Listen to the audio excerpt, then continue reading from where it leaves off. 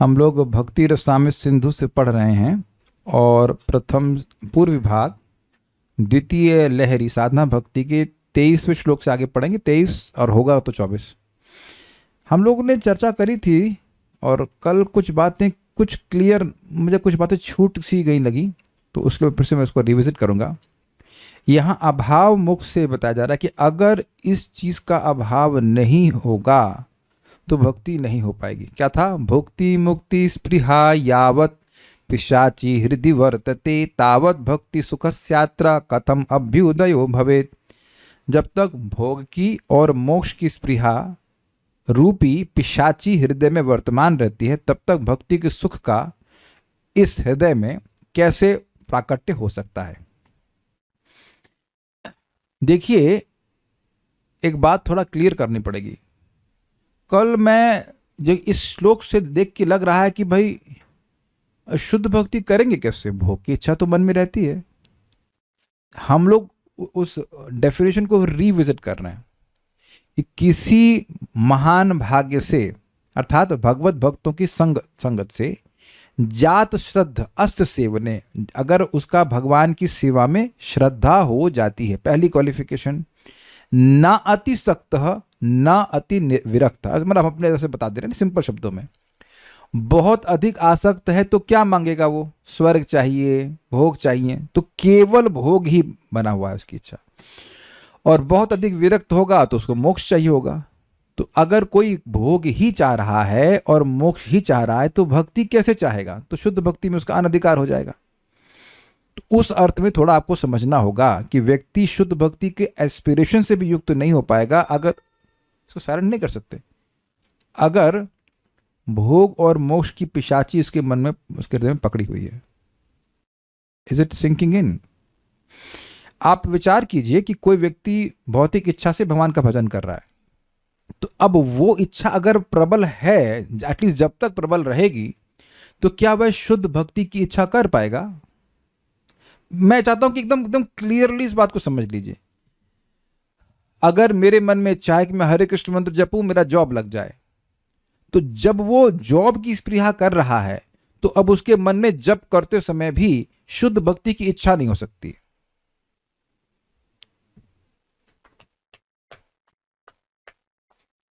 उसके दिमाग में वही घूमता रहता है कि मुझे जॉब चाहिए, मुझे जॉब चाहिए, मुझे जॉब चाहिए, या किसी को संतान चाहिए। आप ये देखिए कि अब कथा भागवतम से है, नारद जी मिलते हैं महाराज चित्रकेतु से, यस क्षमा कीजिए, नारद जी ने, अंगिरा ऋषि। तो उस समय उन्हें भक्ति के बारे में बताते ही नहीं, क्योंकि उनके मन में बस केवल इच्छा थी कि मेरा लड़का हो जाए, मेरा लड़का हो जाए, मेरा लड़का हो जाए। जब उधर इंटरेस्ट ही नहीं है तो बताने से होगा क्या? तो ऐसा नहीं है कि हृदय पवित्र होगा तब आप शुद्ध भक्ति के लिए एस्पिरेशन से युक्त होंगे, ऐसा तो नहीं है। ऐसा भी नहीं है, क्योंकि ना अति सक्त लिखा हुआ है और ना अति वैराग्य लिखा हुआ है। यानी कि पूरी तरह भोगों से भी विरक्त नहीं हुआ है, लेकिन भोगों में हे बुद्धि जरूर है। ये तो सबने स्पष्ट सुना था ना, भोगों से विरक्त नहीं हुआ है लेकिन भोगों में हे बुद्धि है। तो आप समझ सकते हैं कि ऐसी भोग, जो भोग की वासना है वो पिशाची की तरह नहीं पकड़ी हुई है। पिशाची की तरह अगर किसी को पकड़ा रहेगा तो उसके पास कुछ कंट्रोल नहीं होता, उससे कुछ विवेक नहीं होता है। कभी आपने किसी को देखा है जिसको भूत पकड़ा हो? हमने देखा है, ही loses all sense of discrimination.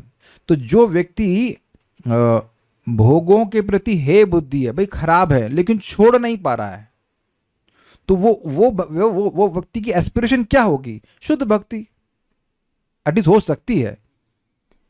उसने हरिदास ठाकुर जी के बारे में सुना, वो सन्यासियों को देख रहा है या और अन्य शुद्ध भक्तों को देखता है और भागवतम से भी सुन रहा है, तो अब उसकी स्प्रिया क्या, काश मैं ऐसा भक्त बन जाऊं। उसको भोग प्राप्ति की स्प्रिया नहीं है। भोगों को छोड़ नहीं पाना और भोगों की प्राप्ति की स्प्रिया होने में अंतर है, ये देख पा रहे हैं आप? ये समझिए, एक व्यक्ति शराब पीना चाहता है और एक व्यक्ति को शराब की आदत है और वो छोड़ना चाहता है। दोनों में अंतर नहीं देख रहे हैं आप? क्या अंतर देख रहे हैं वेदवादी? एक व्यक्ति छोड़ना चाहता है, उसकी इच्छा है छोड़ने की, हाँ, लेकिन आदत है पहले के संस्कार की वजह से। और एक व्यक्ति पीना चाहता है, तो एक व्यक्ति उस संस्कारों पे कार्य करना चाहता है, एक व्यक्ति छोड़ना चाहता है। तो कुछ अंतर नहीं देख रहे हैं आप इसमें? तो पिशाची का ये मतलब लक्षण है कि पकड़ लेती है बुद्धि को, और बुद्धि में बस यही बसा रहता है, जो भी दिमाग में आएगा वही करना, ये करना, ये करना, ऐसा पिशाच का लक्षण होता है। तो अगर भोग और मोक्ष की पिशाची मन में बसी हुई है तो व्यक्ति को भोग ही अच्छे लगेंगे, वो भोग के लिए ही भक्ति करेगा, या वो मोक्ष के लिए ही भक्ति करेगा, अगर करेगा तो भक्ति। तो ऐसी अवस्था में भक्ति का सुख नहीं मिल सकता है, ये बात बोल रहे हैं। ये नहीं कहा जा रहा है कि आप अगर आपके पास मतलब कुछ मतलब संस्कार गंदे हैं, पहले के होते ही हैं, तो आप शुद्ध भक्ति कर ही नहीं सकते। भाई भगवत गीता 9.30 क्या कहता है? अपि चेत सुदुराचारो भजते माम अनन्य भाग साधु रेवो समंतव्य सम्यक व्यवस्थितो ही सह। किसी भक्त, कोई भक्त है जो अनन्य भजन कर रहा है, श्री कृष्ण का भजन कर रहा है और भगवान के चरणों की प्राप्ति के लिए ही भजन कर रहा है, ये हो गया अनन्य भजन, ना अन्य अनन्य। तो अब अगर ऐसे भक्त से सुदुराचार भी होना क्यों ना हो जाए, सुदुराचार का मतलब वहां बिल्कुल चक्रवर्ती पास स्पष्ट लिखे हैं कि बहुत गलत काम कर दे, मतलब दूसरे की पत्नी का भी संग कर ले, ऐसा करके भी लिखा है यहाँ पे। इतना भी गलत होकर कार्य कर ले, लेकिन उसके मन में ये भावना है कि मुझे भगवान की भक्ति करके भक्ति प्राप्त करनी है। ये बातें अजीब सी लग रही ना, ये कैसे हो जाएगा? आप दिमाग लगाते रहिए इसको। लेकिन भक्तों की संगत से ऐसा हो सकता है और ऐसा होता है कि व्यक्ति की एस्पिरेशन भक्ति प्राप्त करने के लिए, जो भक्ति कर रहा है तो भक्ति चाहता है, लेकिन पूर्व के संस्कार उसको उस गलत कार्य में प्रवृत्त कर देंगे। मान लीजिए कोई शराब पिया हुआ है तो वो शराब पीने लग जाएगा कभी कभी, लेकिन उसकी भक्ति करके भक्ति प्राप्त करने की इच्छा है। ये क्लियर हुआ रहा है 9.30 से। तो उसके बाद भगवान क्या कहते हैं? साधु रेव समंतव्य सम्यक व्यवस्थितो हि सह। उसको साधु ही मानना चाहिए, इवा शब्द नहीं एवा है, साधु ही मानना चाहिए, क्योंकि उसका व्यवसाय अर्थात उसका संकल्प बहुत अच्छा है कि भाई चाहे मुझे अपने अपराधों की वजह से नरक भी क्यों ना जाना पड़े, मैं भगवान की भक्ति नहीं छोड़ूंगा। इसी तरह की बात आप सुन चुके हैं इससे पहले के श्लोकों में भी। तो ये आप देख रहे हैं, न अतिसक्त न अति विरक्त, मतलब मैं अपनी लैंग्वेज में बोल रहा हूं, नहीं तो निर्विण्ण शब्द था वहां पे। तो ऐसा नहीं है कि आप पूरी तरह शुद्ध होंगे तब आप भगवान की भाव भक्ति को टारगेट करेंगे। क्या मैं समझा पाया?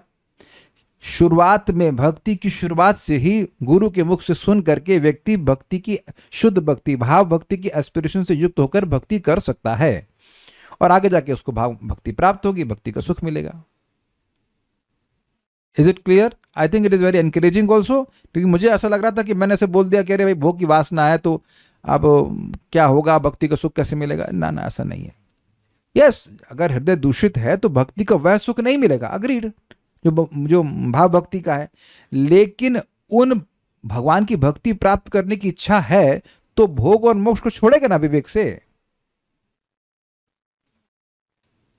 वेद बात नहीं। आप स्वीट खाने के प्रति रिलेक्टेंट क्यों हो रही हैं?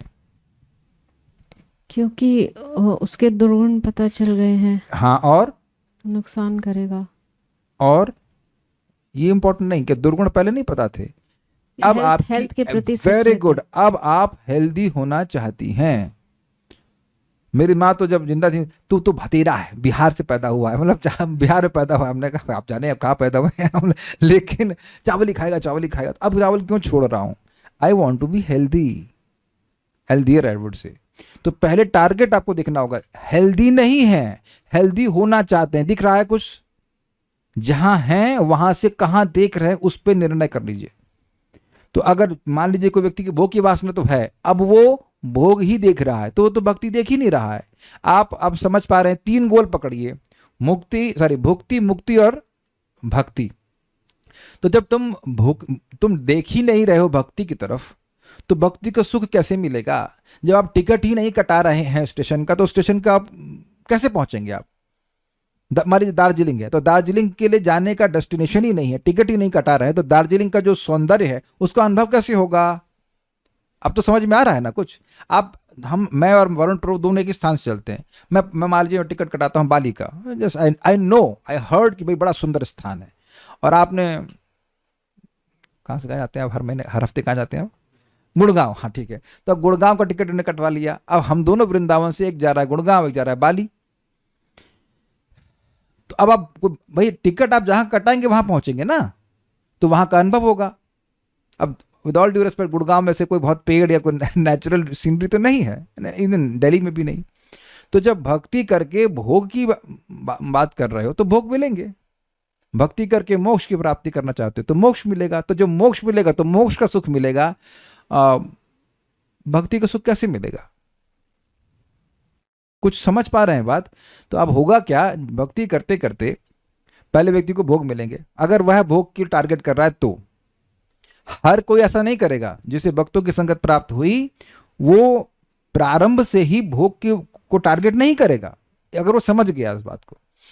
अच्छा, मान लो नई संगत मिली, भक्ति कर रहे हैं अपना, तो उनको लगेगा हाँ भाई मुझे कुछ धन मिल गया, मुझे ये मिल जाए, मुझे वो मिल जाए, ऐसे करके अपना समय व्यतीत करेंगे। फिर वो उनको फिर बोर लगेगा उनको, फिर किसी जन्म में आगे जाकर भगवान उनको मौका फिर से देंगे, फिर भक्तों की संगत देंगे तो अक्ल आएगी।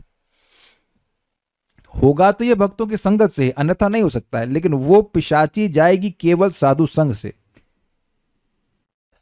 अच्छा ये चीज बताइए, कभी आप लोगों ने ये शब्द का प्रयोग किया है, उसके सर पे तो इस चीज का भूत सवार है। अब एक व्यक्ति कह दीजिए कि आपने ये कभी नहीं बोला, कौन वोट दे रहा है मुझे किसने कभी नहीं बोला है? अरे उसके सर पे तो फैशन का भूत सवार है, अग्रीड। उसके सर पर तो फुटबॉल खेलने का भूत सवार है। ये भूत सवार है शब्द सुने हैं कि नहीं? इसका क्या मतलब होता है? राधिका प्रभु को दीजिए, एडिक्टेड कह रहे हैं। अरे उसके पे तो डोसे का भूत सवार है समथिंग क्या मतलब होता है भूत सवार? मतलब हरे कृष्ण प्रभु जी, भूत सवार का मतलब ये कि उसका एडिक्ट है, वो उसको एकदम नशा हो गया कि हमें घर चाहिए ही। बस उसके अलावा उसके दिमाग में और कोई इच्छा दिखती नहीं, वही दिखता है। अब समझ में आ गया? पिशाची और भूत सवार एक ही बात हुई कि नहीं? उसके अलावा और कुछ नहीं चाहिए। हाँ, अब आप लोग समझ गए कि जब तक केवल भोग चाहिए या केवल मोक्ष ही टारगेट बना है तो भक्ति का सुख नहीं मिलेगा, क्योंकि भक्ति चाहिएगा ही नहीं। जब भक्ति चाहोगे नहीं तो भक्ति मिलेगी भी नहीं। तो अब आप देख लीजिए कि यहाँ जितने उपस्थित भक्त हैं, अब अगर आपको केवल भोग ही चाहिए होता तो आप यहाँ बैठ के भक्ति स्वामी सिंधु नहीं सुन रहे होते। आप लोगों को कथा सुनना है, ये एकदम क्लियर समझ लीजिए। आप लोगों को मोक्ष तो एक व्यक्ति को भी नहीं चाहिए। ये सायुज कहो कि सायुज मुक्ति में लीन, सायुज में लीन होना है, ब्रह्म ज्योति में लीन होना चाहता है। रुक्मणी माता जी, आप लीन होना चाहती हैं? बहुत दुख है ना घर में तो कितना दुख मिल जाए लेकिन आप उसमें लीन नहीं होना चाहते हैं। अरे तो वहां तो डोसा भी नहीं मिलेगा, बड़ा दिक्कत हो जाएगी ना, कुछ भी नहीं मिलेगा। तो अभी ये चीज को समझ लीजिए। तो that obsession is not there in any of the devotees here. ये प्रभुपाद की कृपा है और सिद्धांत बार बार सुनने से विवेक आ जाता है कि ना तो हमको भोग अच्छे लग रहे हैं, ऐसी बात नहीं, कुछ अच्छे लग रहे हैं कुछ नहीं भी अच्छे लग रहे हैं, दोनों तरह से है। लेकिन ऐसा नहीं कि एकदम ऑब्सेशन पड़ा हुआ है कि अब उसके अलावा हम कुछ मन में सोच ही नहीं रहे हैं। ये बात समझ लीजिएगा कि आगे का टॉपिक और मजेदार हो जाएगा। अब हम लोग 23वें पे जाते हैं। तो उम्मीद है कि बात समझ में आ गई कि ऐसा नहीं कि कुछ भोग इच्छा है तो इसका मतलब ये नहीं कि आपको भक्ति नहीं मिल सकती, क्योंकि हम लोग ऑलरेडी इस बात की चर्चा कर चुके हैं। लेकिन इतना इच्छा नहीं है कि आप भक्ति की इच्छा कर ही नहीं पाओ, ये बात कही जा रही है। ठीक है, ओके। तो सब लोगों को समझ में आ गया होगा। और हमारा, मैं पहले ही बोल चुका हूं, मेरा उद्देश्य जल्दी जल्दी जाना नहीं है, क्योंकि इस ग्रंथ के हर श्लोक का संबंध हमारी भक्ति से है, हमारी भक्ति की लाइफ से है, हमारी इटर्नल लाइफ से है। तो एक एक बात को समझने का प्रयास किया जाएगा।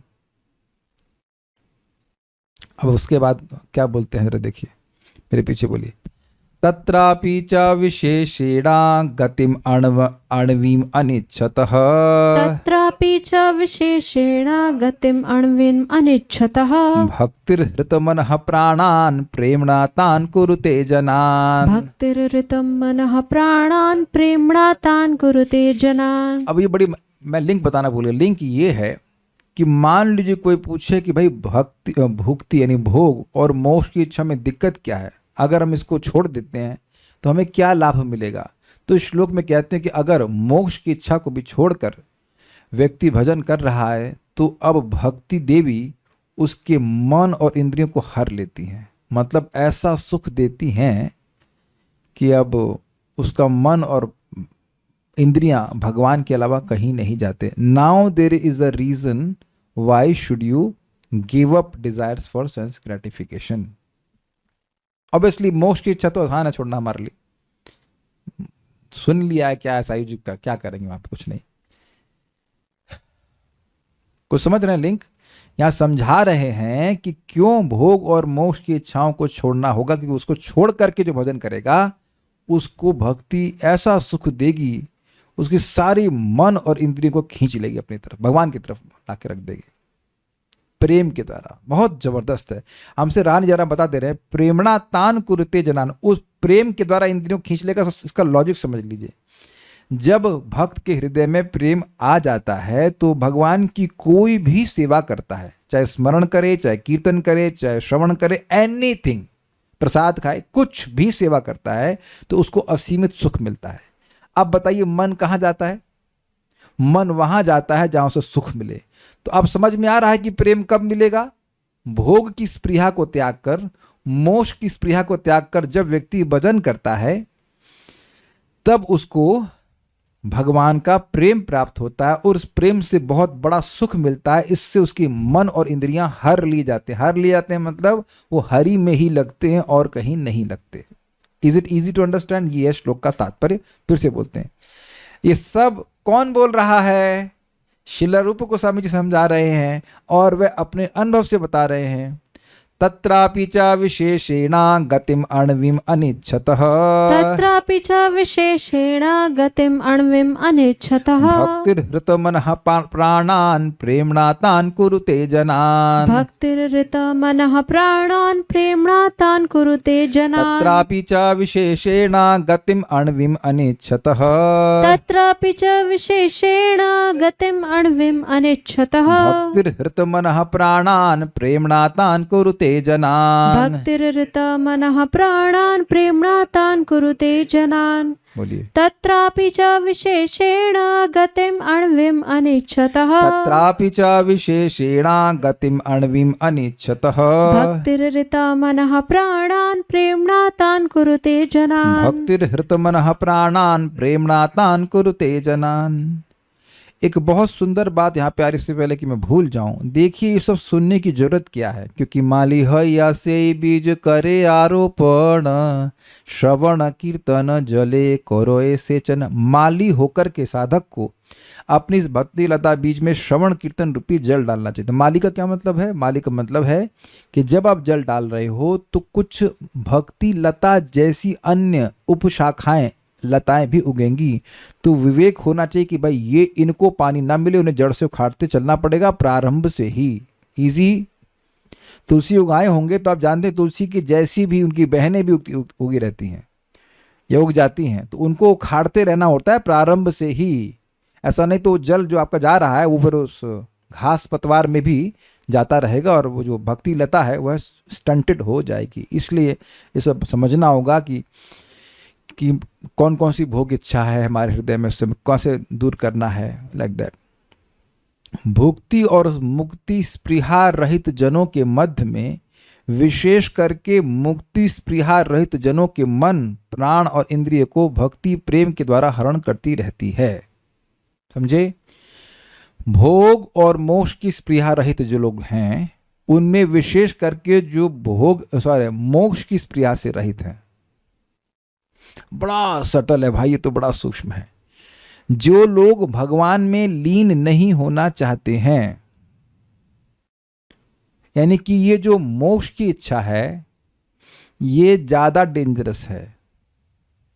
क्यों ज्यादा डेंजरस है? क्योंकि एक बार व्यक्ति ब्रह्म में लीन हो गया तो अब उसका उद्धार होना बड़ा मुश्किल है। मान लो, अच्छा चलो मान लो किसी को ऐसे मैं नहीं ऐसे समझाऊंगा। मोक्ष की इच्छा को आप भगवान में अर्पित कैसे करोगे ये बता दो आप। मान लो वेदवाद ने आपको मीठा खाना अच्छा लगता है, बोलो हाँ, बोलो हाँ। तो भक्ति में दिक्कत है? नहीं, हेल्थ की बात छोड़ दीजिए, भक्ति में दिक्कत है। कोई वोट देगा इनको कि भाई मीठा खाना भक्ति में दिक्कत है? नहीं, तो भगवान को अर्पण करिए, प्रसाद पाइए। मुझे मान लीजिए जैसे डोसा पसंद है तो कोई कल शाम को भी खाए, अभी भी खाए, कोई दिक्कत है? किसी को ऑब्जेक्शन है?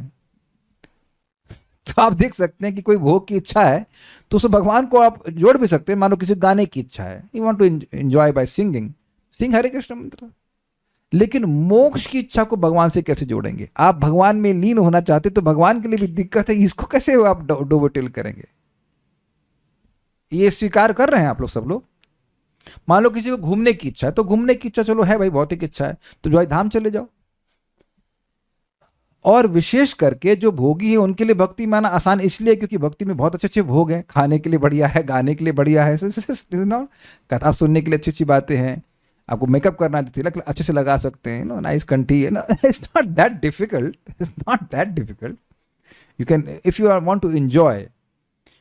आप में से कितने लोग स्वीकार करेंगे कि भक्ति में बस तपस्या तपस्या ही है and there is no enjoyment? I mean, I was enjoying the podcast of Gaurang Prabhu like anything. There is so much enjoyment. सुसुकुम कर्तुम अव्ययम, प्रपाद स्पष्ट तात्पर्य में कहते हैं, अरे खाओ, खाना किसको बुरा लगता है, अच्छी अच्छी बात सुनना किसको बुरा लगता है, everything is nice about Krishna consciousness, fact है। तो भोग को त्यागना मुश्किल नहीं है, लेकिन मोक्ष की इच्छा को त्यागना मुश्किल है। मतलब जो लोग मोक्ष की इच्छा से ग्रसित हो गए उसकी बात है। भाई दो प्रकार की पिशाची है ना, एक भोग रूपी पिशाची, एक मोक्ष की पिशाची। तो मोक्ष की पिशाची जिसको पकड़ ले उसके लिए उसको त्यागना बड़ा मुश्किल होता है। ये तो प्रभुपाद की कृपा है कि बार बार हमारे दिमाग में घुसा दिए हैं कि भाई मोक्ष नहीं चाहना होता है, इस सुनने से समझ में आती है। वो लिखा है चैतन्य चरितामृत में, भ्रमिते भ्रमिते यदि साधु वैद्य पाए, तार मंत्र उपदेश पिशाची पलाए। इस ब्रह्मांड में भ्रमण करते करते व्यक्ति यदि साधु वैद्य, साधु जो कि एक वैद्य के समान है, उनसे मिलता है, श्रील प्रभुपाद जी के संग में आता है, उनकी किताबों के संग में, भक्तों के संग में, तो उनके उपदेश, इंस्ट्रक्शन और उनके मंत्र यानी हरे कृष्ण मंत्र के द्वारा ये पिशाची भाग जाती है। कौन सी पिशाची? यही पिशाची। दो पिशाची आपने सुन ली, भोग की इच्छा और मोक्ष की इच्छा। Is it not? तो ये इंपॉर्टेंट बात है कि ये जो मोक्ष की इच्छा है इसको बोला गया है तार मध्य मोक्ष वांछा कैटभ प्रधान, जहां होते कृष्ण भक्ति है अंतर ध्यान। अगर मोक्ष की इच्छा आ जाती है, बाकी सारी जो भौतिक इच्छाएं वो तो चीटिंग है ही, लेकिन मोक्ष की इच्छा जो है वह तो अब अगर आ गई तो वो सबसे बड़ी चीटिंग की इच्छा, अगर वो आ गई तो भक्ति गायब हो जाएगी। काहे भक्ति गायब हो जाएगी? भक्ति मतलब भक्ति का स्वरूप लक्षण है अनुकूल्यना कृष्णानुशीलनम, अनुकूल भाव से कृष्ण के लिए मन, वाणी और शरीर से कुछ करना। तो मोक्ष में तो व्यक्ति अपनी इंद्रियों को ही खत्म करना चाहता है, भोग में करना, अच्छा ये बताइए, भोग में व्यक्ति अपनी इंद्रियों को खत्म करना चाहता है कि नहीं चाहता है? नहीं चाहता है, तो वो तो कोई दिक्कत नहीं है, कुछ है ना, इंद्रियों का इस्तेमाल करना चाहता है तो उसके लिए स्कोप है ना कि वह कृष्ण का अनुशीलन कर लेगा। मैं एग्जाम्पल आपको दिया ही ना कि कृष्ण का, भाई उसको मीठा खाने की रुचि है तो कृष्ण का प्रसाद खा लेगा, लेकिन जो अपनी इंद्रियों को खत्म ही कर देना चाहता है, अब उसके लिए कैसे भक्ति होगी? कुछ कैच किया आपने? अनुशीलन करो कैसे? तुम्हारी इंद्रियां तुमने खत्म, जिसको अपनी इंद्रियां खत्म करने की इच्छा है वह अनुशीलन कैसे करेगा? और ये समझे इस बात को, प्रभुपाद कहते हैं ये लोग डरते हैं बहुत ज्यादा। श्लोक आप देखिएगा भगवद गीता का 4th अध्याय का, वीत राग भय क्रोधा आदि श्लोक में, तो उन लोगों को भय वाले कैटेगरी में डाल दे रहे हैं प्रभुपाद कि उनको भयभीत होते हैं, भाई इस जगत में स्वामी बहुत भाई तेल निकालते हैं और ऐसा स्वामी की हम सेवा नहीं करते, कोई स्वामी नहीं चाहते। तो अब वह कोई स्वामी नहीं चाहते मतलब अपनी इंद्रियां भी नहीं चाहते, इंद्रियों से सेवा करनी पड़ेगी ना, शरीर चाहते हैं ना स्वामी चाहते हैं, कुछ भी नहीं चाहते, ना इंद्रियां चाहते हैं। जब इंद्रियां ही गायब कर दोगे तो भक्ति कैसे होगी? ऋषि केणा ऋषिकेशा सेवनम भक्ति रुचिते। क्या सब कुछ क्लियर समझ में आ रहा है? जो सायुज में लीन होना चाहता है, जो ब्रह्म सायुज मुक्ति चाहता है, ब्रह्म ज्योति में लीन होना चाहता है, ऐसा व्यक्ति तो अपनी इंद्रियों को ही नष्ट करना चाहता है। तो अब अगर इंद्रियों को ही नष्ट कर देगा तो भगवान की सेवा कैसे करेगा? तो वहां तो भक्ति का स्कोप ही नहीं है। तो इसीलिए कह रहे हैं कि मुक्ति की प्रयास से रहित जनों में मन, प्राण और प्राण मतलब इंद्रियों को भक्ति प्रेम के द्वारा हरण करती रहती है। इसका मतलब है कि उन्हें कुछ नहीं करना होता है, भक्ति करती है। अब समझे बात? जैसे मैं आपका फोन चुरा लूं तो उसमें आपका क्या सहयोग है? इनको दीजिए जर्नलिस्ट प्रभु को, इनका मान लीजिए पेन, हम आपकी पेन और कॉपी हम चुरा लें तो उसमें आपका क्या सहयोग है? कुछ भी नहीं है, कुछ भी नहीं है। समझे? मजेदार बात है। कुरुते जनान मतलब आप भक्ति करो। अब बड़ी मजेदार है, आपका क्या काम है? आप देखो, हरे कृष्ण मंत्र जप रहे हैं, हमारी भक्ति बढ़ जाए, अब कथा सुनने आए हमारी भक्ति बढ़ जाए, हम प्रसाद खा रहे हैं हमारी भक्ति बढ़ जाए, इज डैम सिंपल, प्रणाम कर रहे हैं भक्ति बढ़ जाए। इसी तरह भक्ति के किसी भी अंग को संपादित करते हुए एक डिजायर, मेरी भक्ति बढ़ जाए। अब भक्ति जैसे जैसे बढ़ती जाएगी वो भक्ति देवी स्वयं ही आपकी इंद्रियों को खींच लेगी अपनी तरफ, वो इतना सुख मिलने लग जाएगा भक्ति में कि कि भक्ति देवी उस सुख को देख करके आपकी इंद्रियों को खींच लेगी। आपको कुछ नहीं करना पड़ेगा, ये लिखा है कि कुरुते जनान, वो खींच लेंगी आपकी इंद्रियों को। अभी और क्लियर टीका में आएगा। तत्रापि, तत्रापि मतलब वहां, अर्थात भुक्ति और मुक्ति स्पृहा रहित जनों के मध्य में भी विशेषण, विशेष करके अणुविम गतिम, अणु समझ आ रहा है, अणु मतलब बहुत छोटा, तो यहां अणुविम गतिम का मतलब है, अणुवी से अर्थ है कि बहुत सूक्ष्म गति। अब देखो इस बात को थोड़ा समझो आप, स्वर्ग जाएगा, अप्सराएं मिलेंगी, समझ में आ रहा है, लेकिन वह समझ में आ रहा है कि जब ना मन होगा आपके पास, ना आपकी इंद्रियां होंगी, तो कुछ समझ में आ रहा है कि सायुज्य मुक्ति का मतलब क्या होता है? समझ में आ रहा है आपको उसका मतलब? आप ये समझना आसान होता है कि स्वर्ग गए, स्वर्ग में एक शरीर मिल गया, भोग कर रहे हैं, तो समझ में आ रहा है, तो ये ग्रॉस गति हुई। लेकिन अणवी मतलब सूक्ष्म, उसको समझना बड़ा मुश्किल है कि बिना इंद्रियों के, बिना शरीर के वहां पे रहेंगे। कौन रहेगा? आत्मा रहेगी। तो आत्मा को समझ ले रहे हैं आप, इसीलिए कह रहे हैं अणवीम गतिम। कुछ आशा समझे अणवी का मतलब? अणवी मीन्स, अणु मतलब सूक्ष्म, बहुत सूक्ष्म गति, यानी मुक्ति को, अनिश्चितता, उनको नहीं चाहने वाले, स्पृहा रहित, तान जनान, उन जनों के, मन मतलब मन, प्राणान मतलब प्राण यानी इंद्रियों को। अब प्राण से इंद्रिय को कैसे कह रहे हैं? क्योंकि देखिए कोई भी इंद्रियों के पीछे शक्ति जो है वो प्राण की होती है, तो इसलिए प्राण हर इंद्रिय को चलाने वाला है, इसलिए कह रहे हैं कि इंद्रियों को भक्ति प्रेमणा हृत कुरुते, भक्ति प्रेम के द्वारा हरण करती रहती है। मीन्स उनका आंख, उनके कान, उनके नाक, जीभ, जो भी इंद्रिया है, अब क्योंकि प्रेम जग गया है तो वह भगवान की सेवा में ही लगना चाहती हैं। इसको आप चौथे स्कंद में ध्रुव महाराज की प्रार्थनाओं में वो देखेंगे कि ध्रुव महाराज कह रहे हैं कि ध्रुव महाराज का अद्भुत अनुभव था, भगवान को वो देखे तो अब उनकी आंख भगवान को देखना चाहती है, कान भगवान के शब्द को सुनना चाहते हैं, नाक भगवान की जो गंध आ रही उसको ग्रहण करना चाहता है, जीभ भगवान को टेस्ट करना चाहती है, lick, lick, really like lick through the tongue, और जो स्किन है वो स्पर्श करना चाहती हैं, as if they are all independent, क्योंकि सभी जगह सुख मिलेगा। अब कठिनाई यह भी है कि मन तो एक ही इंद्रिय संग लग सकता है, तो कोई इसे ना मान लो 11 पत्नियां हो गई तो मेरी तरफ चलो, मेरी तरफ चलो, तो बहुत बार भक्त बेहोश हो जाते हैं। सबका विषय भगवान ही है, लेकिन इंद्रियां प्रेम, हृदय में प्रेम जग गया है, तो कोई भी इंद्रिय भगवान का संपर्क कर रही तो सुख मिल रहा है उसको। तो ये बहुत अच्छा शब्द है, आप देख लीजिए, हरण करने का शब्द मैंने इसीलिए रखा यहाँ पर कि आपको कोई चीज आपसे हरण करता है तो आपको कुछ नहीं करना होता है। तो जो ये प्रश्न अब दोबारा बनेगा ही नहीं, प्रभु जी मन नहीं लग रहा है, मन नहीं लग रहा है, बेटा मन के चक्कर मत पड़ो। ऋषि के ना सेवनम भक्ति रुच्यते, इंद्रियों से, इंद्रियों के स्वामी भगवान की सेवा करना भक्ति होता है। अग्रीड? तो भक्ति करिए और ये इच्छा करिए कि मेरी भक्ति बढ़ जाए। इसको थोड़ा समझिए, जैसे आप चीनी घोलते हैं शुगर किसी सिरप में, तो क्या उद्देश्य होता है? चीनी घोल रहा हूं ताकि और मीठा हो जाए, इसे सिंपल ना, कुछ कार्य करना, उसके आगे उसकी डिजायर। तो उसी तरह से मेरी भक्ति बढ़ जाए, मेरी भक्ति बढ़ जाए, मेरी भक्ति बढ़ जाए, ये लालच से, ये संकल्प से व्यक्ति भक्ति करता रहे, तो उसके बाद भक्ति देवी एक पॉइंट पे आकर सब कुछ अपने आप करेंगी। स्पेशली आप भाव भक्ति के बारे में समझ रहे हो, जहाँ पे कुछ करना नहीं पड़ता, वो अपने आप ही सब कुछ खींच लेंगी आपकी इंद्रियों। या फिर इवन आसक्ति के स्तर पर भी हम देखते हैं कि व्यसन बन जाता है, व्यक्ति अपने भक्ति के कार्यों को छोड़ नहीं पाता है। क्या मैं समझा पा रहा हूँ कुछ? ये हृत शब्द समझ पा रहे हैं? हरना, हरना, छीन लेना।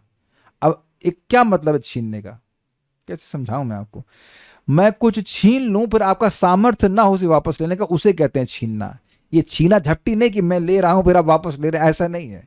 छीन के ले गए बलपूर्वक, लेकिन ये बल जो है वो खराब वाला नहीं है, प्रेमणा, प्रेम के द्वारा। प्रेम जागृत हो गया तो सब इंद्रियां भगवान की तरफ ही जा रही हैं। अब आप ये बताइए कि ये सुनकर कौन भाई मोक्ष चाहता है? पहले तो देख लें, आप किसको इतना भी समझ में नहीं आया। ठीक है, चलिए, आई एम सक्सेसफुल, सबको समझ में आ गया। दूसरी चीज, अगर कुछ भोग इच्छा भी है तो भी आप जानते हो कि वो भगवान की भक्ति करते करते डिस्ट्रॉय हो जाएगी, कोई दिक्कत नहीं, उसके लिए नहीं, उसकी प्राप्ति के लिए भक्ति नहीं करनी चाहिए। इतना तो विवेक आ गया होगा कि उसकी प्राप्ति के लिए नहीं करना चाहिए। जैसे मैं एग्जाम्पल दे रहा हूँ, अभी हमारे प्रभु जी हमको 2 महीने के लिए शालिग्राम जी की सेवा देके गए थे। तो हमें कुछ नहीं था, हमको उनके शालिग्राम जी भी हैं, उनके राधा कृष्ण के विग्रह भी हैं। मैंने कहा भाई राधा कृष्ण के विग्रह की मैं सेवा नहीं कर पाऊंगा, मुझे शालिग्राम जी को नहलाना अच्छा लगता है, कि आप शालिग्राम दे दीजिए, हमको अच्छा मन कर रहा था सेवा करने का। There was no ulterior motivation कि वह कुछ हमें दें, इसके बदले में थैंक यू भी बोलने, कुछ भी नहीं था। तो जब जिस दिन दे के जा रहे थे उस दिन भी माता जी हम लोग को 1000 रुपये दी कि आप कुछ उनके लिए भोग चढ़ा देना, जो कुछ भी है। Was that the motivation? That was not in my mind. I will repeat it. मेरा ये मोटिवेशन नहीं था कि मुझे 1000 रुपये का नोट दे के जाए, फिर उसको सोचना पड़ता है कि इसे कहाँ खर्च करें। ना खैर कर ही दिया, वो तो तुरंत ही कर दिया, लेकिन point is that was not the motivation. हमारा मन था भगवान की सेवा करने का। और उसके बाद 2 महीना बीत गया, सेवा हो गया, उसके बाद भी हम लोग बस देने गए, प्रभु जी आए दे दिए। अब उस बदले में डेट्स दे रहे हैं, ये ले जाओ वो ले जाओ। तो अब उसके लिए हम सोचे थे कि 2 महीने के बाद जब हम प्रभु जी आएंगे तो हमको 2 पैकेट डेट्स के मिलेंगे। अब आप बताइए कि अगर मैं उस स्पृहा से भगवान की सेवा करता हूँ, कितना हीन माना जाता कि नहीं? 2 महीने में तो आप लोग हमको फोन कर देते, हम ही 2 डब्बे भिजवा देते। क्या है, तुम उसके लिए शालिग्राम की सेवा कर रहे हो? अब मैं एकदम ग्रॉसली बता रहा था कि बात समझ में आए। वेदवाद नहीं, आप तो आपको तो मीठा पसंद है, मेरे ख्याल से डेट्स के लिए कर रही थी ना आप। कुछ नहीं, just she was also serving with affection, I was also trying to give as much affection as possible. तो कुछ मैं एकदम खोल के बता रहा हूँ। जैसे आप भगवान को क्या कहते हैं, अगरबत्ती करें, तो भगवान जैसे जैसे खुशबू आपको दे रहा हूँ, ऐसे मेरे हृदय में केवल भक्ति की खुशबू रहे। Desire that this. दीप अर्पण करें तो क्या भगवान ये दीप अर्पण कर रहा हूं ना, ऐसे मेरी सारी भौतिक वासना जल के खाक हो जाएं। I am offering this fire to you, let this fire burn all material desires in my heart. तो आप देखिए कि आप भौतिक इच्छाओं से युक्त होते हुए भी भौतिक इच्छाओं के लिए भजन नहीं कर रहे हैं। Krishna seeing that in your heart. Krishna जान रहे हैं ना किस लिए कर रहे हैं, व्यापार कर रहे हैं या कि भक्ति कर रहे हैं। मैं इस श्लोक को चाहता हूं कि भक्त लोग एकदम बढ़िया से समझ लें। इसलिए ऐसा नहीं कि कोई पाई इन द स्काई है कि आप उसको कर ही नहीं सकते, ऐसा नहीं है। अगर ऐसा होता फिर तो हम पढ़ ही क्यों रहे शास्त्र पर? अगर कोई कर ही नहीं सकता है तो मतलब क्या है? Make sense? तो हम लोग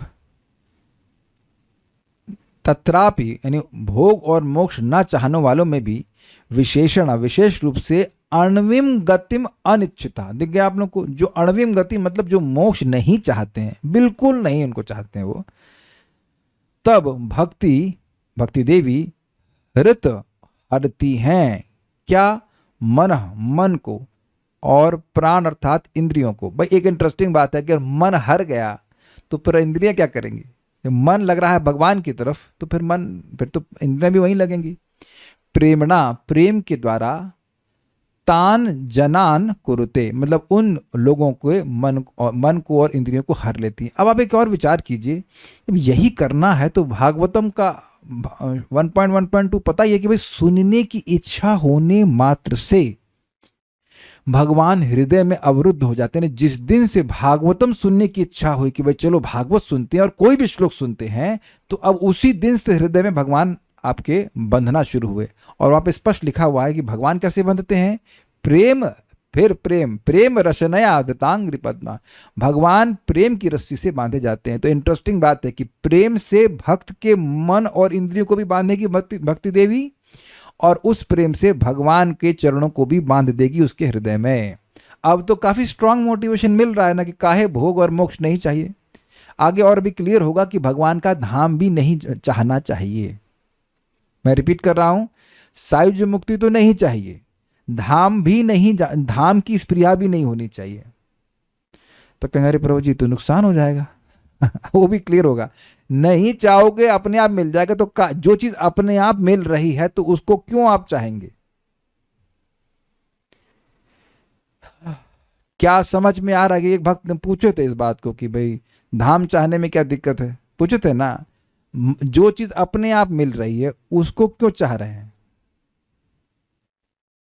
इसीलिए भगवान कहते हैं स्वर्गाप वर्ग मध्याम कथनचित यदि वांछति।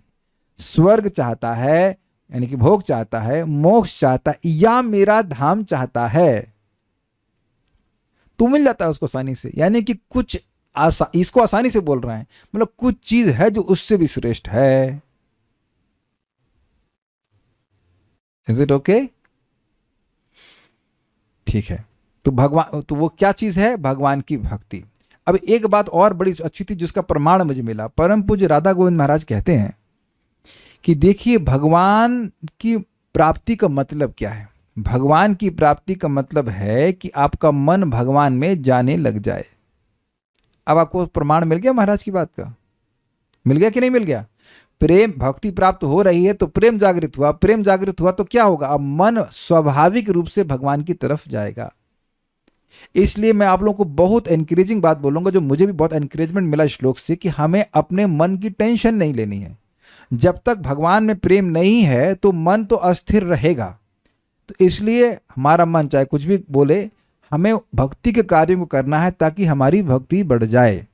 और जैसे जैसे भक्ति बढ़ती जाएगी मन अपने आप भगवान में लगने लग जाएगा। परेशान होने की जरूरत नहीं। इससे पहले कि हम आगे जाएं, भक्तों ने कुछ बातें बोली, उसको एड्रेस कर लेता हूँ। वैसे इंद्रियां और मन होए ही ना, ऐसा सुनना इम्पॉसिबल सा लग रहा है। ये तो यह तो मरे के समान हुआ और आत्मा तो सनातन है। आपके मैं नहीं समझ पाया, बहुत मुश्किल हो रहा है समझने में। ओके, अगर इच्छा खत्म करने के प्रयास नहीं की जा रही है तब उस इच्छा को कैसे खत्म करें जो मन खत्म नहीं करने देता? अच्छा, यही तो समझा रहे हैं आप लोग को कि भक्त किस अवस्था में, ना अति सक्ता ना अति निर्विण्ण शब्द था ना, बहुत अधिक विरक्त भी नहीं है और बहुत अधिक आसक्त भी नहीं है। तो अब वह लेकिन भगवान की कथा को सुनना चाहता है। जैसे कि जिस वक्त ने प्रश्न किया तो आपको कथा अच्छी लगती तब ना आए। तो अब एकदम सिंपल समझ लीजिए, टेंशन मत लीजिए। आप भगवान की कथा सुनते रहिए, वो कथा सारी इच्छाओं को समाप्त कर देगी। आज तो मैं नहीं पूरा पढ़ा पाऊंगा, वहां तक नहीं पहुंचूंगा, कल पहुंचेंगे। भगवान की कथा में जो रुचि है वो अन्य सारी आसक्तियों को काट देगी। जिस भक्त ने अभी प्रश्न किया है, अगर मैं आपसे ये कहूं कि अभी क्लास छोड़िए और जाकर के उस इच्छा को पूरी कीजिए जिसको आप अभी आप बोल रहे हो आपसे छोड़ी नहीं जा रही, तो आप चली जाएंगी? कुछ समझे मैं क्या कह रहा हूं? कोई भी आपकी भौतिक आसक्ति है भाई, एक एक पॉइंट समझो। यहां पे कोई भी भक्त किसी भी आसक्ति से युक्त है तो मैं ऐसा कहता हूं कि आप क्लास में आना बंद कर दीजिए और उस क्लास के समय उस इच्छा की पूर्ति कीजिए। तब आप कहेंगे नहीं नहीं नहीं, क्लास कर लेंगे उसके बाद भले कर लेंगे, क्लास छोड़कर नहीं। यानी कि क्लास सुनने यानी कथा सुनने की इच्छा आपकी उस इच्छा से बलवती है। क्या ये समझ में आ रहा है कि नहीं? किसी को ना समझ में आ रहा तो बताओ। वेदवादिनी, मिठाई क्यों नहीं खा रही हो अभी? बोलो, बता दो क्यों नहीं खा रही अभी? क्लास में मिठाई क्यों नहीं खा रही है? क्लास छोड़कर मिठाई क्यों नहीं खा रही? क्लास अच्छी लग रही है। इतनी अच्छी नहीं लग रही मिठाई की क्लास छोड़ दे। Got it? ये सभी भक्तों के संग है कि इतना अच्छा नहीं लग रहा है भोग की क्लास ही छोड़ दें। सब लोग को समझ में आ गया? अब क्लास सुनते जा रहे हैं, क्लास से मेरा मतलब भगवान की बात सुनते जा रहे हैं, तो सुनते सुनते ये इतनी विरक्ति, ऑलरेडी उसने आपको इतनी विरक्ति जागृत कर दी है that it is higher than any other आसक्ति। क्या मैं समझा पाया? तो अब आपकी कथा में आसक्ति ऑलरेडी बढ़ी हुई है तो अन्य चीजें छूटी हुई हैं। अब भगवान की कथा इस समय जब हम लोग आसक्त हैं तब भी इतनी अच्छी लग रही है कि अन्य आसक्तियां एटलीस्ट उससे कम है। अग्रीड? तो अब आप कथा जब सुनते जाएंगे तो इधर आसक्ति बढ़ती जाएगी। ये तो स्पिरिचुअल मैटर है और बाकी जगह आसक्ति कम होती चली जाएगी। क्या मैं समझा पाया? यह है तरीका विरक्त होने का। मैं और सिंपल शब्दों में कहूं, जब भगवान की कथा में आसक्ति होती है तो कथा विरक्ति जितनी चाहिए उतनी जागृत कर लेती है, लेकिन हृदय जो है वह कठोर नहीं होता। और मोक्ष की जब इच्छा होती है तो विरक्त तो हो जाता है लेकिन उसका हृदय कठोर हो जाता है। वहां पे भक्ति का बीज उदित नहीं हो पाता है। शायद मैं समझा पाया आप लोगों को। एक प्रश्न कुछ कर रहे हैं? अच्छा ठीक है, और कुछ? एक वक्त अपनी विरक्ति के बारे में बता रहे हैं कि मैंने भी मीठा बहुत कम कर दिया है 2-3 दिन से। आहा, कई बात है। 2-3 युग तो नहीं बोल दिया आपने? ठीक है, वेरी गुड वेरी गुड।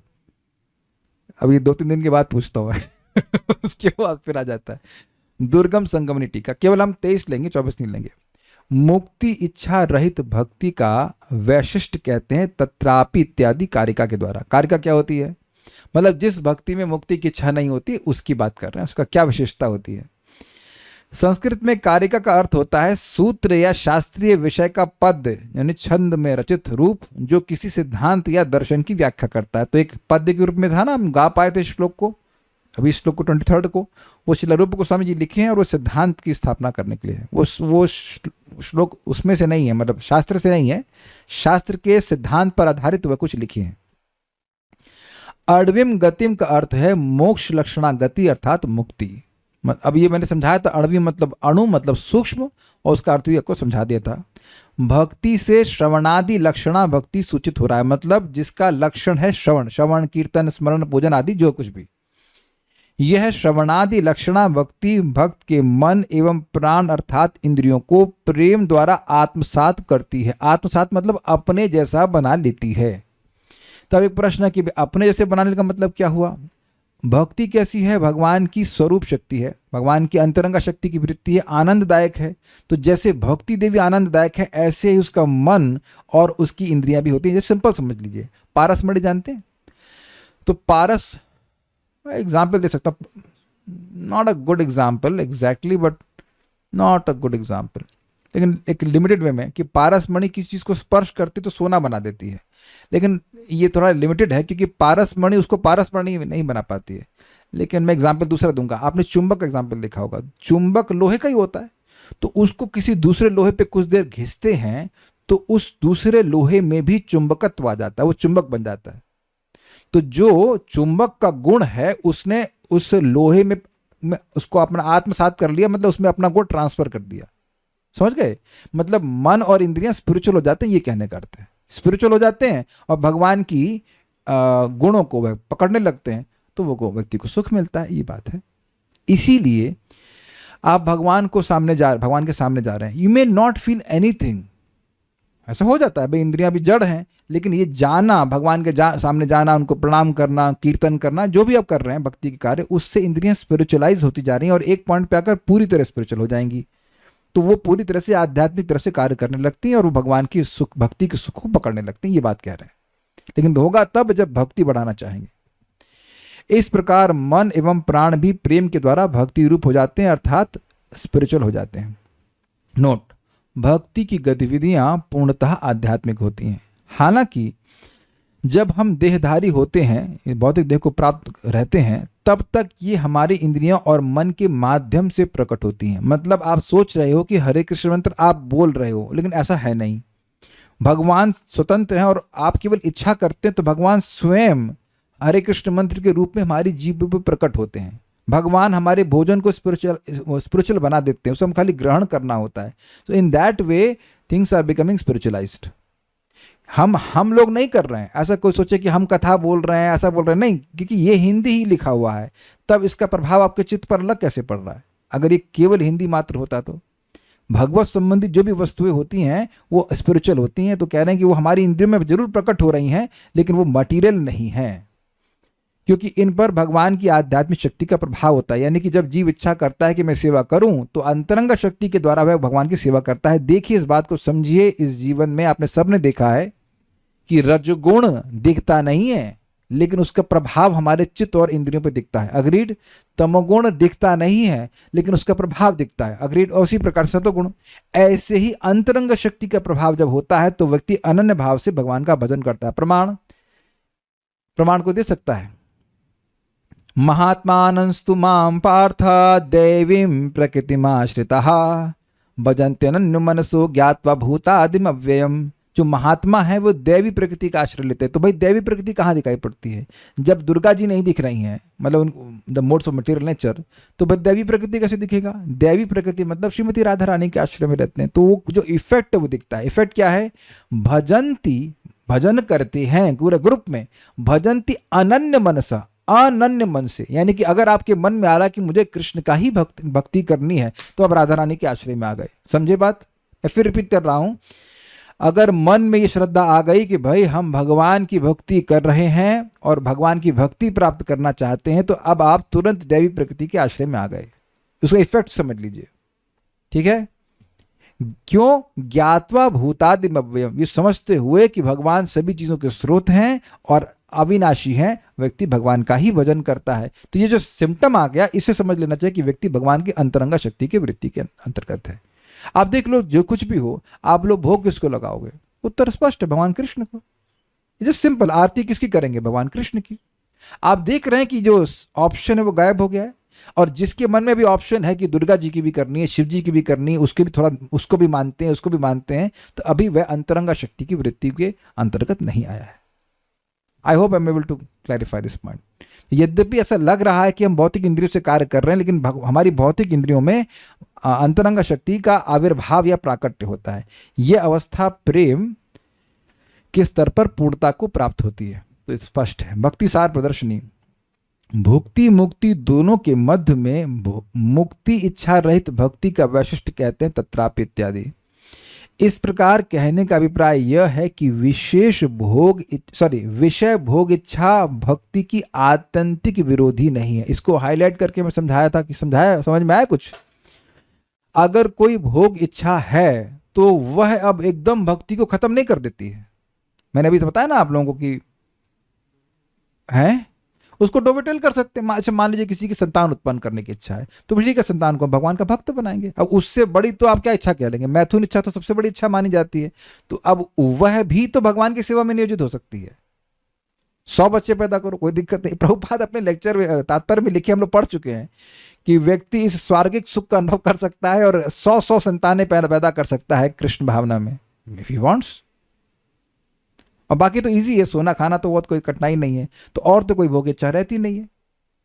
तो भोग इच्छा को तो फिर भी, क्योंकि इंद्रियां रहेंगी, भगवान की सेवा कर सकते हो, तो सब कुछ इसमें डोवेटेल किया सकता है। लेकिन मोक्ष की इच्छा को आप भगवान की सेवा में नियोजित नहीं कर सकते।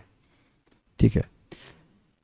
तो जो मोक्ष का आकांक्षी है वो ज्यादा खराब है। और इस बात को आप अगर चाहे तो पढ़ लीजिएगा चक्रवर्ती पाद की टीका 2-3-10 में। अकामः सर्व कामो वा मोक्ष कामोदारधि तीव्रे न भक्ति योगे न यजेत पुरुषा परम। अकाम है, कोई कामना नहीं है, या फिर सर्व काम है, या मोक्ष काम है, तो अब वह बहुत बुद्धि वाला होगा तो भगवान का भजन करेगा। तो एक पॉइंट वहां पे आएगा कि वो जो मोक्ष कामी है वो कहेंगे ना, हमें तो जगत में कुछ नहीं चाहिए, हम तो पूरी तरह विरक्त हैं, हमारे हृदय में तो कोई कामना नहीं, हम तो मोक्ष चाहते हैं। तो कहते हैं ना, मोक्ष कामना वाला क्या चाहता है? हमेशा हमेशा के लिए मेरी दुखों की निवृत्ति हो जाए और हमेशा हमेशा के लिए मुझे सुख मिल जाए। और जो सर्वकामी वो क्या चाहते हैं?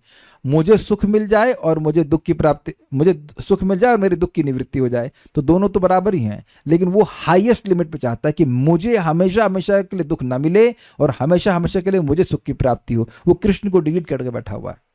तो वो बहुत बड़ी भोग की इच्छा है। उम्मीद है कि बात समझ पाए होंगे, और ना समझ पा रहे हो तो फिर से एक बार जाकर पढ़ लीजिएगा 2-3-10 श्रीमद् भागवतम। बहुत सुंदर पॉइंट वहां पे आया था। इसीलिए सर्व काम के बाद रखा गया है मोक्ष काम को वहां पे। अकामः सर्व कामो वा मोक्ष कामोदारधि। तो समझ लेना चाहिए कि मोक्ष की इच्छा सबसे खतरनाक है। जहां मोक्ष की इच्छा आ गई तो भक्ति गायब। डरना चाहिए। भगवान से छल है ही, वो इंद्रियां बेसिकली भगवान से द्वेष है। भैया हम चाहे, जब इंद्रियां होंगी ही नहीं तब न, जब इंद्रियां होंगी ही नहीं तो तुम्हारी सेवा ही नहीं करेंगे ना। हम तुम्हारी सेवा करना ही नहीं चाहते हैं, ये बात है। कुछ समझे ना बात? मास्टर बनने की इच्छा भी आप कह सकते हैं, क्योंकि वो चाहते हैं कि हम, वो बेसिकली सोचते हैं कि ब्रह्म ही भगवान है, बस हम ब्रह्म में लीन हो गए तो ईश्वर बन गए। बट किंतु जो लोग मुक्ति को नहीं चाहते हैं, श्रवण कीर्तन आदि रूपा भक्ति उन सब के मन प्राण अर्थात इंद्रिय आदि को प्रेम के द्वारा आत्मसात करती रहती है। ये समझ में आ गया? श्रवण कीर्तन करते जाइए करते जाइए करते जाइए तो मन से सारी इच्छा समाप्त हो जाएगी। मेरे मन आ रहा है कि 2 मिनट देंगे तो मैं समझा देता हूँ। आखिरी इच्छा, ये आखिरी इच्छा नहीं, सॉरी आखिरी, ये श्लोक इसके बाद वाला है, लेकिन इसको हम यहाँ ही कोट कर दे रहे हैं। ये श्लोक इस शास्त्र का नहीं है, ये नोट है जो कि मैं देना चाह रहा था, लेकिन 24वें के बाद देता, लेकिन अभी दे रहा हूं। मेरे पीछे बोली, सब लोग जानते हैं श्लोक को। तब, ये उद्धव जी ने भगवान कृष्ण को बोला है। तव विक्रीडितम कृष्णा निर्णाम परम मंगलम, तव विक्रीडितं कृष्ण निर्णाम परम मंगलम, कर्णपीयूषमासाद्य त्यजन्ति अन्य स्पृहाम जनाः, कर्णपीयूषमासाद्य त्यजन्ति अन्य स्पृहाम जनाः। 11.6.44 आप लोग उसको पढ़ लेना। हे कृष्ण, आपकी लीलाएं मनुष्य प्रजाति के लिए अतीव शुभ हैं। क्यों? और कानों के लिए मादक पेय तुल्य हैं, शुभ हैं मतलब कल्याणकारी हैं। ऐसी लीलाओं का आस्वादन करने पर लोग अन्य वस्तुओं की इच्छाएं भूल जाते हैं। तो बिल्कुल स्पष्ट है, मनुष्य जाति के बारे में बोल रहे हैं, तो अर्थात सामान्य लोग भी जो भगवान के बारे में सुनेंगे, तो भगवान की लीला कथा को व्यक्ति सुनता है, गीता को सुन रहा है, भागवत को सुन रहा है, तो होगा क्या समझिए। शब्द है अन्न स्पृहाम, कर्ण पीयूषम आस्वाद्य, पहले कानों के द्वारा इस अमृत रूपी कथा को चखता है। This is first, not second, not second, not second, दिमाग में घुसाना पड़ेगा पहले बात। पहले आप कान से सुनते हैं, जैसा हृदय था वैसा ही लेके आए थे मुंह में, अगर बीड़ी थी मतलब क्लास के पहले तो भी चलेगा, लेकिन क्लास में नहीं ऑब्वियसली। तो अब कथा पहले सुनी, ये क्लियर, ये एकदम क्लियर होना चाहिए कि ये चीज एकदम क्लियर होनी चाहिए कि भक्ति में विरक्ति कैसे होती है। कथा आपने पहले सुन ली, फिर तजंती अन्य स्पृहा। अन्य स्पृहा का मतलब, अन्य स्पृहा का मतलब हुआ परिवार की आसक्ति और मोक्ष की इच्छा भी। मैं जानबूझ करके ये श्लोक रख दिया यहां पर आप लोगों के सामने ताकि ये क्लियर हो जाए कि भोग और मोक्ष की स्प्रिया को कैसे त्यागते हैं, कान से भगवान के बारे में सुनने के द्वारा। क्या यह समझ में आ रहा है? एकदम क्या ना, नहीं तो लग रहा होगा अरे भोग की इच्छा कैसे त्यागेंगे, मोक्ष की इच्छा कैसे त्यागेंगे। लेकिन अन्य स्पृहा का अर्थ है, चक्रवर्ती बात कहते हैं कि कथा सुनने की इच्छा नहीं त्यागता है। समझे, कथा सुन रहा है, कथा सुन रहा है, कथा सुन रहा है, कथा सुन रहा है, तो कथा सुनता जाता है, तो अब परिवार की आसक्ति को त्याग रहा है, परिवार को नहीं त्याग रहा है, परिवार की आसक्ति को त्याग दे रहा है। You can be in that place but not means that you are attached to that place या to the persons। अच्छा ये बताइए कि क्या आप लोगों से ऐसा हो रहा है कि नहीं हो रहा है? आप में से कितने लोग माताएं चाहेंगे कि आपकी वो फेवरेट वाली ननद घर पे आ जाए और चिबिर चिबिर चालू कर दे? चिबिर चिबिर समझते हैं आप? चिबिर चिबिर पंचायत। अरे तुमको पता है उस बगल वाली की, उसकी आंटी की, चाची की, उसकी लड़की की शादी है। सो सच डिफिकल्टी ना। मुझे नहीं लग रहा कि वो स्प्रिया आपके मन में अब होगी। अरे वो उस रक्षाबंधन में पीली वाली साड़ी दी। दोस्त टॉपिक्स आर आउट, कोई टेस्ट नहीं ना उसके ऊपर। तो आप समझ लीजिए कि वो इच्छा चली जाएंगी, कथा अच्छी लगेगी तो, और मोक्ष की इच्छा भी चली जाएगी, लेकिन कथा सुनने की इच्छा नहीं जाएगी। इसी बात को वेदस्तुति में कहा गया कि जो भगवान की कथा में रुचि रखते हैं वो कथा सुन के थक जाते हैं, इंद्रियां थक जाती है, लेकिन वो मोक्ष की चिंता नहीं करते हैं। फिर सो सवा के आते हैं, उसका फिर कथा ही सुनते हैं, लेकिन वो मोक्ष की चिंता नहीं करते। मोक्ष मिलेगा नहीं मिलेगा, दे आर नॉट ट्रू, क्योंकि इतना सुख मिलता है। तो इसी का अभ्यास कीजिए, जितना जल्दी हो भगवान की कथा में रुचि जागृत कर लेनी चाहिए। और जागृत होती है सुनने से ही, नहीं सुनने से नहीं जागृत होती है। सुनते जाइए, बाकी सारी भोग मन मोक्ष की इच्छाएं समाप्त होती चली जाएंगी ऑटो मोड पे। सो उम्मीद है कि आप लोग कुछ लोग कुछ समझ में आया होगा। 23rd, कल हम लोग 24th को देखेंगे, वो इसका प्रमाण है भागवतम से श्रील रूप गोस्वामी देंगे। एक बात और कहूँगा, मैं वेदवादिनी को बोल रहा था कि हमारा क्या भाग्य है। पहले तो आप ये देखिए कि ग्रंथ कितना अद्भुत है, दूसरा श्रील रूप गोस्वामी जी का टेस्टिंग लेवल कितना होगा भागवत में। He is speaking a shloka from Bhagavatam. इसके प्रमाण के रूप में 1.2.24 है जो कि भागवतम से है, उसको अप्लाई करेंगे इस श्लोक के ऊपर, वो हमारा कितना बड़ा भाग्य है कि हम उसको सुन पाएंगे। हाउ मच श्रील रूप Goswami must have tested Bhagavatam, वो कितना टेस्ट करते होंगे। उन्होंने बड़े प्रेम पूर्वक ये ग्रंथ लिखा है, वो भी श्रीमंत चैतन्य महाप्रभु की आज्ञा से। I was very excited about this, जब मैंने विचार किया कि, और श्लोक बहुत बढ़िया था, आप लोग पढ़ लेना, दिया हुआ है, वेरी नाइस। इसको प्रमाण है इस बात का, जो कारिका लिख रहे हैं यहाँ पे, उसका प्रमाण में भागवतम से दे रहे हैं। So will stop now. Shri Shri Bhakti Rasamrita Sindhu की जय, श्रील प्रभुपाद की जय, निताय गौर प्रेमानंदे। Thank you.